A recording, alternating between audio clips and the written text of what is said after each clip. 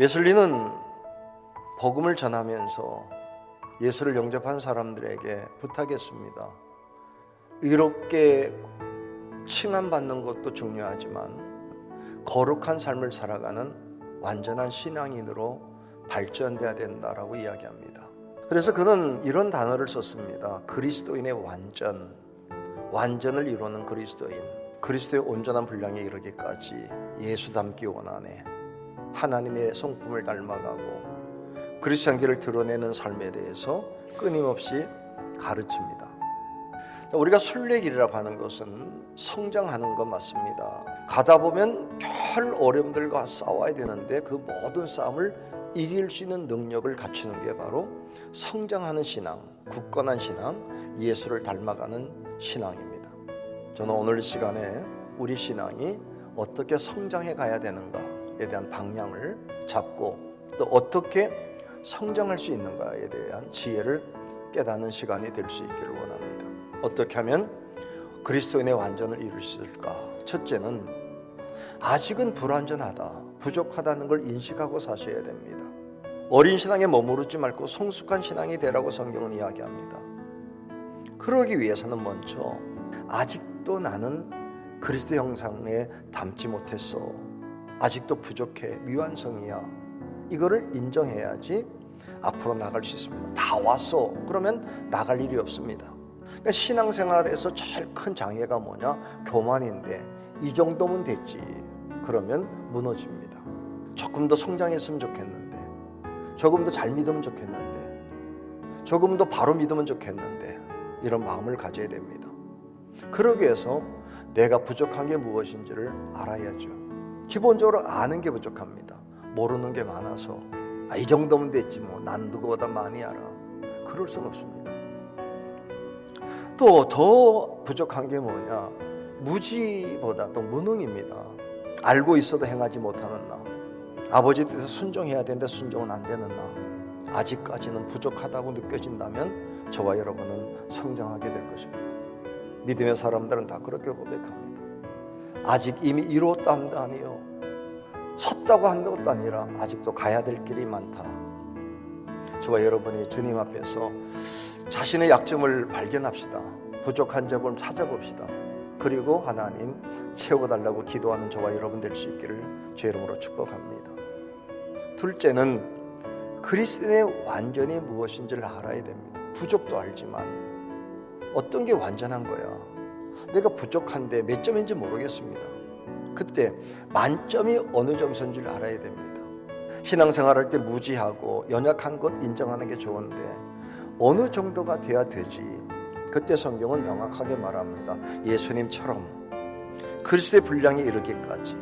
예수님께서 우리에게 오시고 우리에게 일으키신 건 뭐냐? 단순합니다. 일어나 함께 가자고. 우리 동행하시면서 우리를 도우려고 오셨습니다. 그러면 주님 도움 받아서 자라나야 됩니다. 어떻게 하면 신앙인이 예수 안에서 성숙된 신앙이 될 수 있을까? 사도들은 명확하게 말합니다. 예수 안에 들어가야 돼. 교회에 속한 게 아니라 예수에게 속해 있어야 돼. 예수에게 속한 사람 되려면 예수의 말씀에 붙잡힌 바 돼야 돼. 사도 바울이 이렇게 이야기하죠. 또한 모든 것을 해로 여김은 내 주 그리스도 예수를 아는 지식이 가장 고상하기 때문이라. 내가 그를 위하여 모든 것을 잃어버리고 배설물로 여기면 그리스도를 얻고, 그리고 예수님의 사랑을 풍성히 받게 되는 것을 알게 되면 다른 관계는 끊어도 되겠구나. 하나님이 순간순간 도우신 거 얼마나 큰지, 삶 속에서 과정 속에 주님과 만나서 나눴던 것 얼마나 큰지 압니다. 더 중요한 건 믿음 안에서 강한 자가 돼야 될 텐데, 이겨야 되는데 전에는 졌던 거 이번엔 이겨야지. 아직 완성이 아니라고 말합니다. 그래서 다행입니다. 끝이 아니라서 얼마나 다행인지.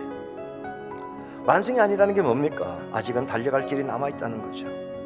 아직은 미완성이지만 시간이 남아서 완성할 수 있다는 거예요. 빌립보서 이렇게 말하죠. 오직 우리가 어디까지 이르렀던지 그대로 행할 것이라. 어디까지 이르렀느냐 생각하지 말고 계속 그 템포를 유지하라는 거예요. 천국까지 가려면. 셋째, 그리스도인의 완전을 이루어야 됩니다. 꿈꾸는 게 아니라 이루어져야 되죠. 온전히 이기고 사는 삶, 하나님의 거룩함이 내 속에 있는 것, 전엔 잘 흔들렸는데 이제는 흔들리지 않는 믿음으로 갔으면 좋겠습니다.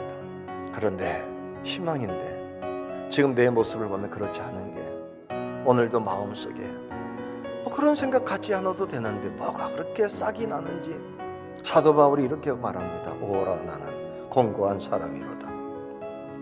이 사망의 몸에서 누가 나를 건져내랴.